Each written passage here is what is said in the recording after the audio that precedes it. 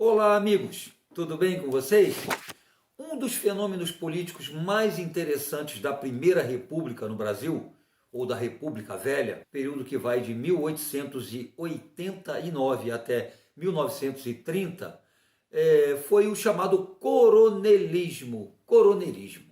Né? Você sabe de onde vem a expressão coronelismo?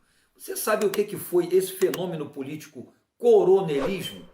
É sobre isso que eu queria falar com vocês nesse vídeo. O coronelismo foi uma espécie de prática política, né, conforme a gente disse, que ocorreu durante todo o período da Primeira República ou da República Velha. Essa prática política foi que sustentou a chamada República Oligárquica no Brasil.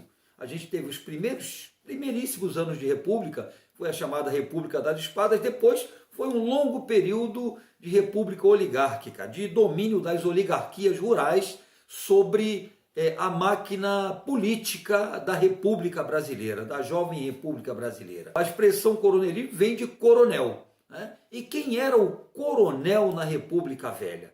Esses coronéis, que na verdade não eram coronéis, porque não eram militares, eles foram representantes das oligarquias rurais, fazendeiros, né? Fazendeiros em geral do Nordeste.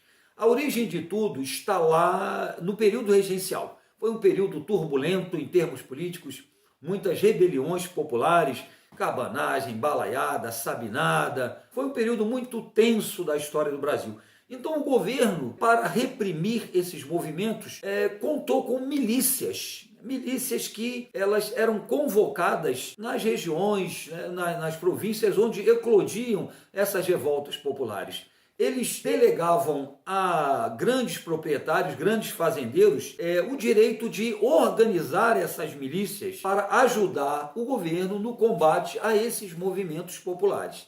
Então esses fazendeiros que tinham essa capacidade, esse poder de arregimentar, vamos colocar assim, pessoas para ajudarem na repressão desses movimentos, acabaram sendo intitulados informalmente de coronéis.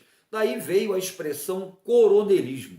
Com o tempo, essa expressão coronel ela passou a ser utilizada lá no Nordeste, né, principalmente, para denominar grandes fazendeiros. Grande fazendeiro, coroné. Coroné é coronel, né, que na verdade, conforme a gente disse, não era um coronel. Então a raiz de tudo está lá na Guarda Nacional, que foi constituída ainda lá no período regencial. Tá? Mas essa prática, a montagem, a formação dessas milícias, atravessou o período aí do Império e entrou aí pelos primeiros anos de República no Brasil. Como é que funcionavam, né, os métodos políticos desses coronéis? Eles acabaram virando as grandes figuras políticas, né, dos primeiros anos de República no Brasil.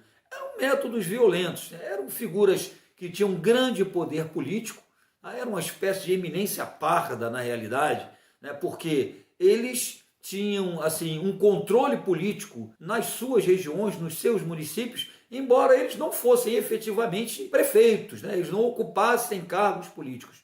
Todo o poder deles era oriundo de quê? Da posse da terra. A gente está falando de um país que era predominantemente rural, a gente sabe disso. O Brasil, até pelo menos 1930, era um país basicamente rural. A população brasileira ela se concentrava na zona rural. Com o processo de industrialização a partir de 1930, vai havendo um processo progressivo de urbanização, né? A população ela vai se deslocando para os centros urbanos conforme a industrialização vai avançando. Tá? Mas enquanto vigorou isso aí, né, a economia baseada na agricultura, no grande latifúndio, quem tinha terra, no caso o coronel, né, tinha o poder, né, tinha poder sobre todos aqueles que dependiam dele. E não eram poucas pessoas que dependiam deles. Tá? Então o que aconteceu na Primeira República? Foi o período da chamada política do café com leite, todo mundo sabe disso. Né? Fazendeiros paulistas ou mineiros, daí a denominação café com leite, controlaram, né? Montaram um acordo político, dois partidos políticos, né? O PRP, Partido Republicano Paulista, e o Partido Republicano Mineiro, montaram um esquema político, né, em que esses dois partidos grandes fazendeiros se alternavam no poder. É só pegar a lista aí de presidentes brasileiros da época da Primeira República e você vai ver que eram todos grandes fazendeiros. Eles controlaram realmente o poder político no Brasil durante todo esse período aí. Então, assim, havia uma máquina, né, eleitoral montada, né, na qual esses coronéis realmente eram assim a peça-chave, né, porque eles controlavam os seus municípios, as suas regiões. Então, eles tinham um papel fundamental nessa chamada política dos governadores. Né? Foi essa a denominação através da qual ficou conhecida essa prática política de alternância do poder entre PRP e PRM, o controle exercido por essas oligarquias rurais. Os recursos políticos que os coronéis, né, sempre utilizaram foi o quê? Para assegurar a dinâmica, o funcionamento dessa máquina eleitoral. Eles criaram currais eleitorais, né? Expressão que existe até hoje. Regiões dentro dos seus municípios que eles controlavam todo o eleitorado, usavam o voto de cabresto, intimidavam, né, as pessoas dos seus currais eleitorais a votarem nos candidatos que eles queriam. Né? Eles utilizavam práticas como o roubo de urnas.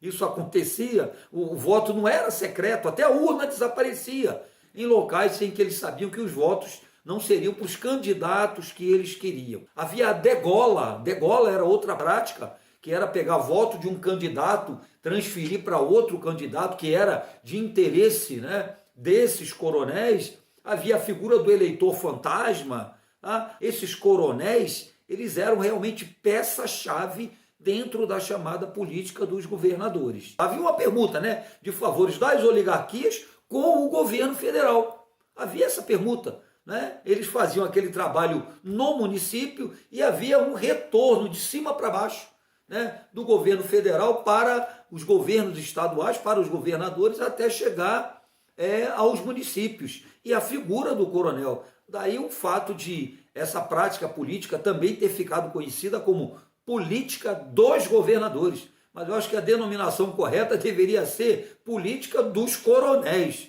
Né? Não é isso, mas virou o quê? Coronelismo, um fenômeno político que, de alguma forma, está presente nos dias de hoje, porque existe ainda o chamado voto de cabresto. Apesar do voto ter virado um voto secreto, né? E naquela época não funcionava assim. As pessoas iam às sessões eleitorais, declaravam o seu voto, o mesário assinalava lá. Então era muito fácil roubar votos, desviar votos. É interessante que o poder desses coronéis, desses grandes fazendeiros, era tão grande, gente, que assim nos seus municípios, nos seus currais eleitorais, eles tinham autoridade até para escolher os delegado de polícia que eles queriam. Eles cobravam isso do governo estadual. Eles escolhiam os juízes. Eles tinham poder sobre os juízes. Eles faziam os prefeitos. Eles tinham mais poder do que o prefeito. E acredite, até os padres, os vigários lá das igrejas, das paróquias desses municípios eram controlados por esses coronéis. Tá? Então o coronelismo realmente foi um fenômeno político, né, que marcou muito, né, os primeiros anos de república no Brasil. Tema muito presente aí nos vestibulares e no Enem. Tá bom, gente? Curtiu o vídeo? Gostou? Deixa teu comentário aí. Não deixa de deixar um comentário, compartilha, tá? Não deixe de se inscrever, não deixe de ir até o nosso Instagram para descobrir, conhecer as novidades super maneiras que tem por lá. Tá bombando de novidade, gente. Ó, beijão para vocês, tá? E até o nosso próximo vídeo.